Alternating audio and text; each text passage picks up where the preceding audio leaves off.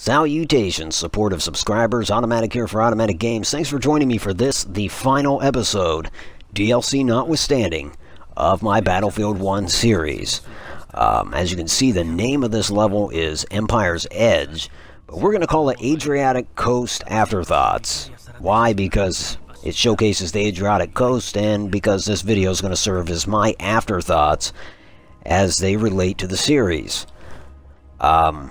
I just basically want to, give a nod to the reference material and the authors of that material that made this whole endeavor possible. And when it comes to honorable mentions, I also want to say that typically when I do these multiplayer levels, I name each soldier just randomly. But for the sake of this video, I'm going to name them after people that left comments in the comment section throughout this series. So, take the Inferno, for instance, left a comment, and so here he is.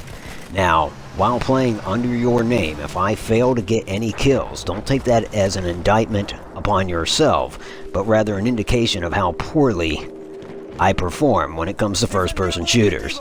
So yeah, let's get down to the honorable mentions. When I started this series, or actually before I started it, I had just come off the heels of reading Storm of Steel by Ernst Junger. He's a German veteran of war.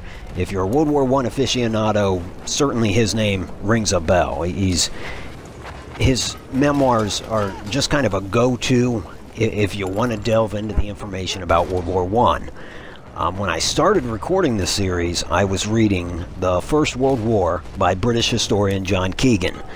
And Keegan's work, to me, it's a tougher read. There were a lot of times I just kind of wanted to put it down, but I did kind of plow through it, and it still proved to be very helpful in terms of informing me of things that I had not previously come across, or in another sense, reminding me or refreshing my memory when it came to things that I previously knew. Now, on a more intimate level, of course, with the regimental histories and the war diaries, stuff like that, specifically Ohio and the Rainbow, the story of the 166, of which one of my ancestors was a part, and then also the Royal Dublin Fusiliers War Diary, and that of the King's Royal Rifle Corps 9th Battalion. Those latter two, they spoke directly to, well, let's see, like the Kaiserschlacht, and some of the later videos that I posted, and so they really went a long way in helping me relate more intimate stories to you, and so certainly they both proved very valuable. Now, something I want to mention is mistakes. Now, in terms of mistakes as far as historical fact, I said all along that if you spot something, please specifically correct me. And I never really received any specifics. There are a few things that I caught myself, and I mentioned in the comments section, so I'm grateful for that. But I do know, in terms of pronunciation, I made quite a few mistakes. You could probably tell that I was struggling on how to pronounce Amiens, the French town. Now, it's spelled with an S on the end, but the S is silent, so I didn't know that. You read about this stuff for years, and when you're reading it, you can pronounce it however the hell you want. But then when you watch a video by a historian that speaks of the same subject matter, that's when you get that eureka moment, and you're like, God, I've been butchering that name this entire time. Another one is the Battle of Ypres. It's not Ypres at all. It's Ypres, but it's spelled Y-P-R-E-S. So for years, I've thought of it as Ypres. Then, when I heard somebody calling it Ypres, I kind of thought to myself, what battle are they talking about? And then I realized my error. Anyhow, let's see. Yeah, those are pretty much covers some of the pronunciation issue. And then there's Ferdinand Foch. And some people call him Foch, some people call him Foch, some people call him Foch. So I don't know. I guess with his name, you just say it however. But I think I only mentioned him in one video, even though he was the Generalissimo in the closing years of World War I. So he's definitely an important figure. I'll probably talk about him in the future when the French DLC hits. And you probably notice I keep looking over my shoulder in this game at this dreadnought. That's because in my party, we just kept talking about it. And speaking of the party, Black Widow and Mossad Covert are fighting with me, so they won't appear as soldiers because I figured that's redundant since they're already in the game. Nevertheless, those guys are both subscribers that deserve mentioning. The name I'm playing under now, Noisy Boy, he and I are mutually subscribed to each other, and as a matter of fact, currently, he is posting his playthrough of the Battlefield 1 campaign. So if you're looking for another channel that highlights some Battlefield 1 material, I can't suggest his more. I'm sure that he won't limit his content to just the campaign, but he always posts quality content, so I urge you to check him out. Now, in terms of YouTubers, and I know I've mentioned these guys before, but it bears repeating. The Great War Channel, hosted by Indy Nidell. His format is this week in World War I kind of approach. So presumably they would conclude in November of 2018, but something tells me they have more up their sleeve in terms of history. Another one would be, you see, in the course of me doing this series, one of my subscribers, Kyle, he asked me, he said, "Are you familiar with Dan Carlin's Hardcore History?" And I wasn't, so he said, "You have got to check this guy out. Specifically, his Blueprint for Armageddon episodes." It's like 4 or 5 episodes. And I did. And I do not regret it for a moment. Dan Carlin has a knack for narrative. Found it highly entertaining. So if you have the time and the interest, I urge you to check his stuff out. Originally posted as podcast, a lot of his episodes have been transferred to YouTube, and that's where I found them. The name that I'm playing under now, Private Noble, I intended for that to read Odd Noble, but Upload Studio took umbrage with the word odd. They basically asked if I could name it something more appropriate. As to the inappropriateness of the word odd, I guess that's debatable. It really strikes me as odd that they would even ask me to rename it, but needless to say, Odd Noble is a YouTuber as well. In fact, most of the names that are going to be up there in the corner, they're YouTubers. So if you're on a YouTube content creator hunt, type in any of them. You'll likely find content there. I just don't want to be repetitive with all these names, so we'll just leave it at that. Now, another area that demands clarification is when I cite statistics. If I'm looking at a number like 1,902, I'm going to tell you in and around 2,000.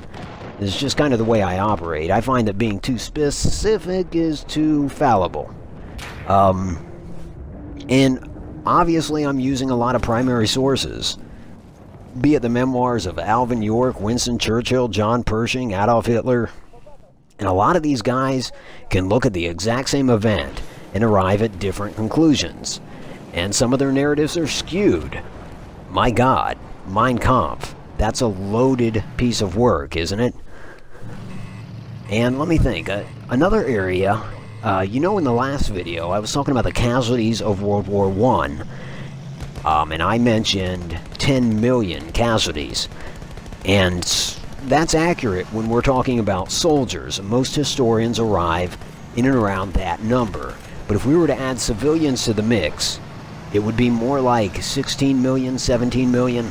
So in case that gave you a pause, I want to clarify that I was talking about men in uniform. I want to close by discussing my interest in history, military history. In terms of formal education, or higher education, yeah, I've taken history courses, I've taken military history courses, but frankly, those only go so far. The bulk of what I've learned has been self-taught through reading, generally primary sources, but I enjoy my historians as well. In terms of my passion for history, that's kind of like a lifetime endeavor for me. In fact, as a kid, my dad would take my brother and I to all sorts of Civil War battlefields, probably all of the major battlefields on the Eastern Front and many on the Western Front. And ultimately what would occur is he'd take us to these wide open fields, and he'd kind of shake his head to see that we'd become easily distracted, you know, and because we're just looking at fields. And he'd say, you know, don't you see it? And he'd try to spark our imagination by saying, don't you see the firing line emerging from over that hill, or the flags flying, or the cannons lined up in front of that wood line, or that officer on top of the horse? Don't you see this? And no, it would be our reply, we don't see it. I see that I left my G.I. Joes in the Winnebago, and frankly I'd like to get my hands on them, but for now we'll just sit in this field and stare. Well, of course, as I got older, I gained a greater appreciation for history. It grew in my teenage years, which is longer ago than I care to admit, and even now, full disclosure, I'm a Civil War reenactor, so that's what kind of arch dork I am when it comes to history. But I found myself arriving at some of these same battlefields that my dad took me to, and my dad has long since passed. But it's strange how I can look at these same fields, and now it's like I can see it, man. I can see the firing line cresting that hill, the colors flying in the wind, the cannons lined up before that wood line. I can see the officers atop their mounts. I don't know why I couldn't admit that I saw it back then, but I definitely see it now. And no, I don't mean I see reenactors. I mean, I can imagine all this stuff now. I can envision it now. And I guess that's just one of those things, you know, it's the respect that we show our parents at different phases in our life.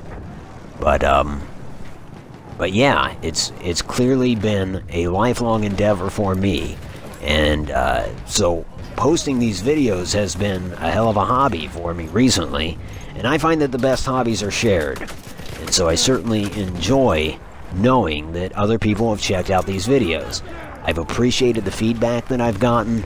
I love seeing the comments, and I can't tell you how grateful I am to, even for just a couple minutes every once in a while, have the attention of some of you people that I respect immensely. You know, I've said before, I didn't get this game because it's Battlefield. It's the first Battlefield game I've owned. And I could care less about the franchise. I got it because it pertains to World War I. And I am not an authority on World War I. To quote Reagan, trust but verify. Anything I say, you know, don't take it at face value. I encourage you to look it up yourselves. But yeah, it's definitely, it holds a place in my heart, and so too do the veterans of this war, none of which are with us today. And as to the players that I put in the top right hand corner of the screen, I pretty much drew them out of a hat to allocate them to the lives in this playthrough. I don't know how Mark Jackson got all the kills, like he got the life to be. I'm not playing favorites here, and that's not to say Mark Jackson isn't one of my favorites either. But, yeah, he's definitely the MVP for this round. He gets all the kills, damn it. Way to go, Mark. The stars are with you. But, yeah. You know, every time I say but, I think of it as like a drum thing, and it gets on my nerves. Like, I say something, and then I'm like, but, like, I don't... Does that make sense? Kinda irritates me.